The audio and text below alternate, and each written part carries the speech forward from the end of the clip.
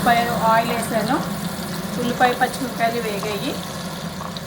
తర్వాత గరం మసాలా అంటే మనం చికెన్కి మటన్కి ఎలాగా ఏమేమి ఇంగ్రీడియంట్స్ వేసుకొని మసాలా చేసుకుంటామో సేమ్ పీతలకు కూడా సేమ్ అదే మసాలా అన్నమాట.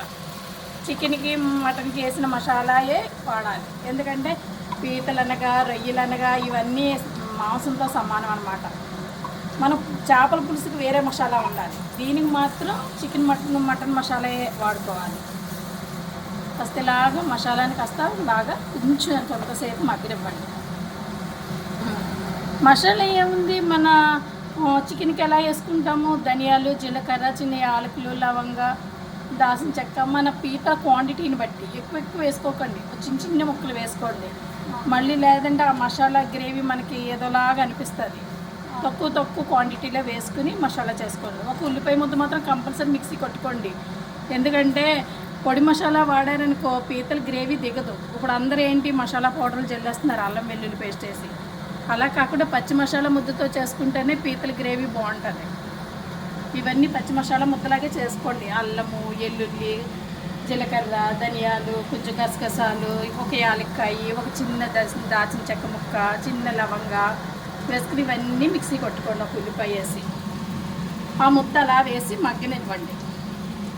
కొంచెం మగ్గుతుంది కదా, మటన్కి అలాగే నూనెలో వేసుకుని మగ్గ పెట్టుకుంటాం, అలాగే మగ్గబెట్టి సేమ్ మటన్ ప్రాసెస్, ఇంకేమీ లేదు. పీతల కర్రీ పెట్టుకుంటారు. కొంతమందికి నచ్చితే లైట్గా కొద్దిగా నిమ్మకాయ అంత పులి పెట్టుకుంటారు. ఈ పీతలు కూడా సేమ్ అంతే. మనం చికెన్కి మటన్కి ఎలాగా పసుపు, ఉప్పు, కారం వేసి మ్యాగ్నేట్ చేస్తామో సేమ్ అలాగే మ్యాగ్నేట్ చేయాలి. కొంచెం పుదీనా వేయమ్మా, ఇది పుదీనా అమ్మ.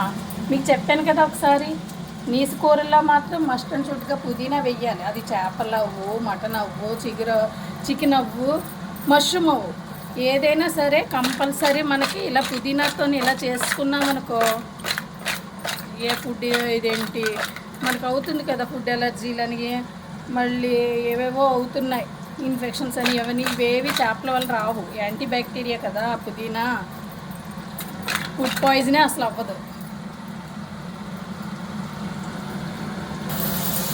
చిన్నది దీంట్లో పులిపేయం కాబట్టి ఒక్క టమాటాని ఇలా ప్యూరీలాగా చేసి వేయండి. ఎందుకంటే పీతలు ఇగిరే వండుకుంటాం, ఎక్కువ శాతం పీతలు పులుసు పెట్టుకోం కాబట్టి ఒక్క టమాటా కొట్టి జస్ట్ వేస్తే బాగుంటుంది. ఒక టమాటా కొట్టి వేసుకోండి, బాగుంటుంది.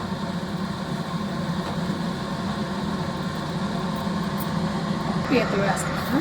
మీరు ఎప్పుడు కూడా పీతల గ్రేవీ, పీతల ఎగురు మాత్రం పచ్చి మసాలాతోనే చేసుకోండి.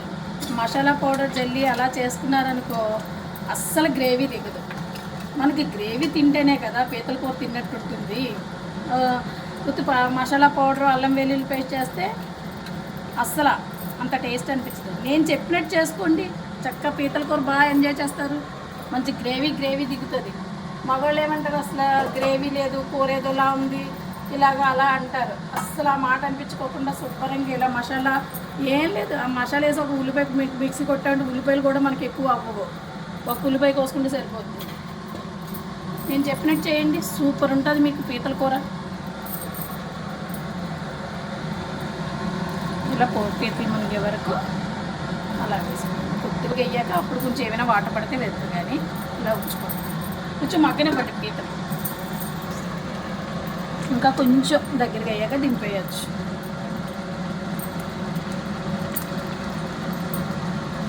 హైదరాబాద్ కదా, పెద్ద పీతలు దొరకలేదు, కొంచెం చిన్న పీతలే ఇవి. ఏవోటి మన గోదావరికి పీతలు అంటే పడి చచ్చిపోతాము, అందుకని కొంచెం చిన్న పీతలు తీసుకొచ్చాడు, అవే వండాను. పీతల కర్రీ అయిపోయింది, దించేస్తున్నాను. ఆపేసాను, స్టవ్ ఆఫ్ చేశాను. లైట్గా కొత్తిమీర చల్లుకోండి. కొత్తిమీర ఎక్కువ వాడండి, యాంటీ ఏజింగ్ ప్రాపర్టీస్ ఎక్కువ ఉంటాయంటారు కొత్తిమీరలో. కొత్తిమీర స్మెల్ బాగుంటుంది, టేస్ట్ బాగుంటుంది, యాంటీ ఏజింగ్ అని కూడా అంటున్నారు కదా. ప్రత్యేకించి చట్నీలే చేసుకోవడం ఎందుకు, ప్రతి కూరలో గుప్పుడేసి కొత్తిమీర వేసుకుంటే ఇలాగ మనకు వెళ్ళిపోతుంది కదా. హెల్త్కి బాగుంటుంది, టేస్ట్ బాగుంటుంది. చట్నీ అవసరం లేదు, ఇలాగ కూడా చేసుకోవాలి కొత్తిమీర.